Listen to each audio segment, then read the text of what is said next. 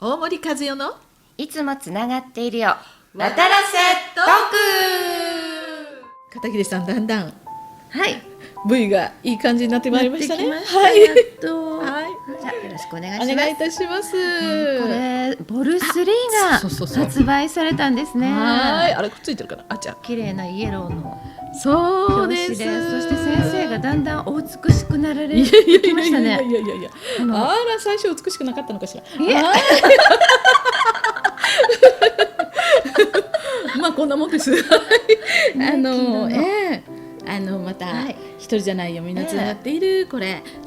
今回のね、また3冊目、渡らせボル3ですね。そして先生、週刊ベストセラー紀ノ国屋書店新宿本店でなんと週刊ベストセラーをお取りになられまし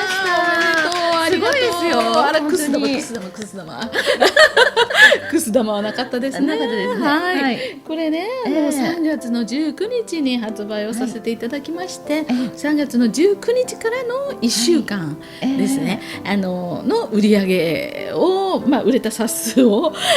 紀ノ国屋さんの新宿本店さんの方で集計してくださり、今回は2位の方とちょっと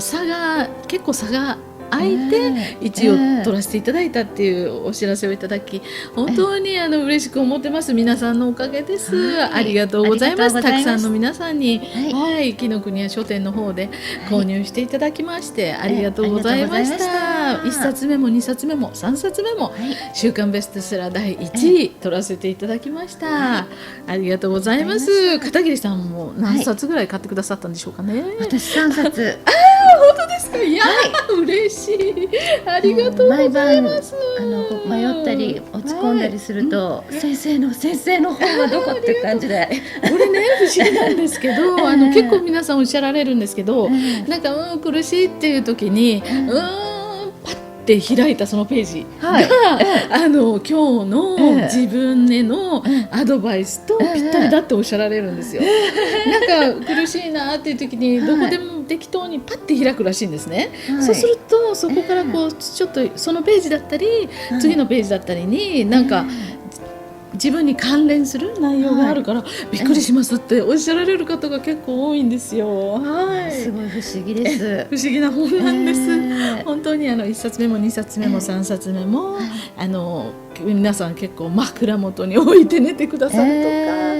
とか、枕の中入れて縫っちゃったっていう方もいらっしゃるので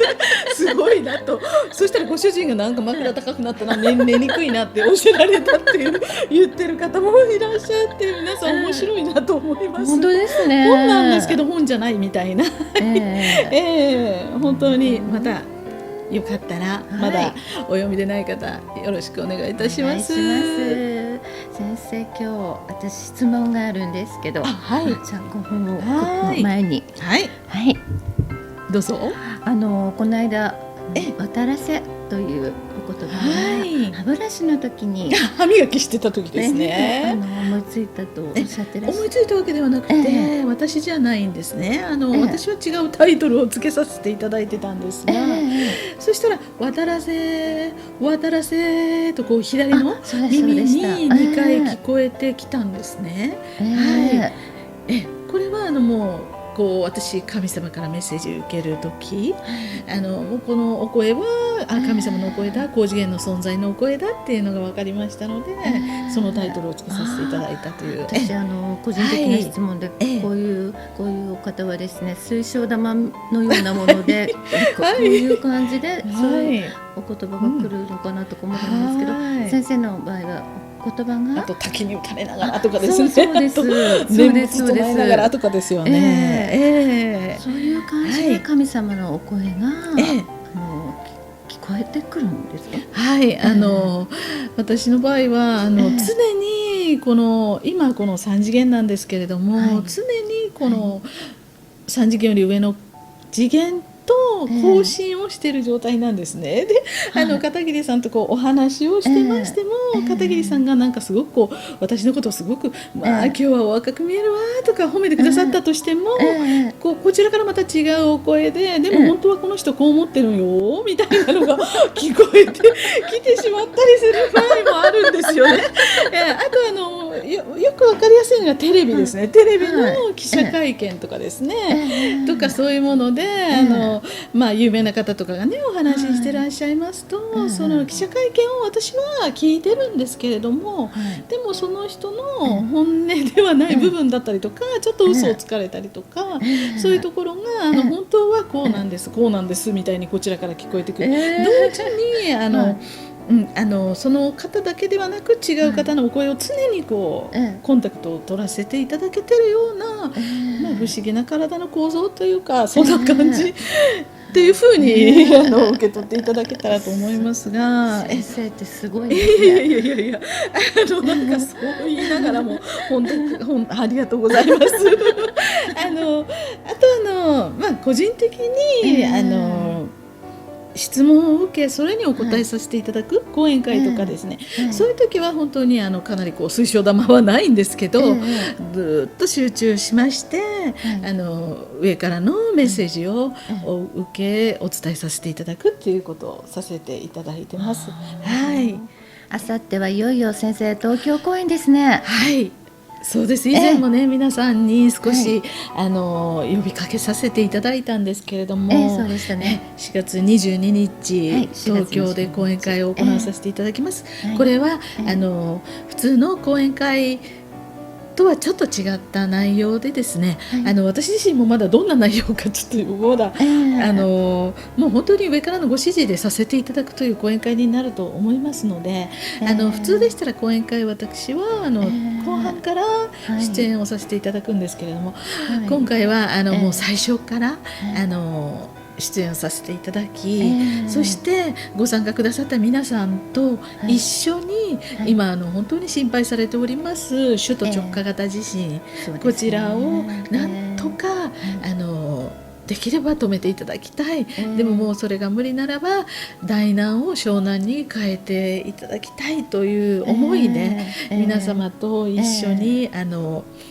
何かさせていただくという、もしかしたらその中には祈りの時間があるかもしれません。これはご指示が来たら、祈りといっても何も宗教的なものでは一切なく、この高次元の存在の、この宇宙をお作りになった元の創造主という方に皆さんでお願いをしてみましょうという感じの祈りですので、そういうことをさせていただきます。この間ちょっとお伝えしたんですけれど、東京の公演の時に、その時は先生は3月のその 3.11 の前の時にいらっしゃったんではなかったでしたか、東京に。の3.11の日にちょうど3.11の東日本大震災の日にも東京におりましたので、あれは本当震度5強だったんですけど、それでもかなり揺れましたので、今度は震度7かもしれないと言われてまして、7っていうともう本当にビルが揺れましたら、ビルの中に置いてあるピアノが飛んで窓から飛び出して落ちていくというほどの揺れになりますので、もうすごいことなんですね。もうそれだけはなんとかこの振動を小さくしていただくとか、やはりそういうことをみんなで同じ思いになり、まず私たちが今までこの地球にしてきたこと、そういうことも反省しなくてはいけないと思いますので、そういうことをしながら皆さんでなんとかこの大難を小難にっていうことで、本当にたくさんの皆さんのねお力をお借りしたいと思います。サイン会とかね行っておりましても、大阪サイン会、名古屋サイン会とかの時もですね、東京講演会行きますって言ってくださった方結構いらっしゃいまして、本当にありがとうございます、お力をお貸しくださいと握手させていただいたんですけれども、みんなが同じ気持ちになる、1人ではなくて2人より10人、10人より100人、それは100人になったことで100倍になるのではなく、もっともっと大きな力になるということを、神様より聞かされておりますので、絆が大事だと、みんなで同じ気持ちになるっていうことがとても大切なことだと。多くなればなるほどそれは叶う可能性が高いということですので、ぜひ多くの方に東京の講演会は参加をしていただきたいと思っております。あさってねお待ちしてますので、皆さんどうぞお出かけくださいませ。ご参加ください。またあさってお会いしましょう。ここで先生講演会のお知らせをさせていただきます。5月13日日曜日、広島県の広島国際会議場で行われます。そして5月27日の日曜日です。愛知県にありますウィンク愛知でも行われますね。そうですね。地元でまた愛知県で、名古屋で行います。ぜひ広島の皆さん、名古屋の皆さん、よかったらまたご参加ください。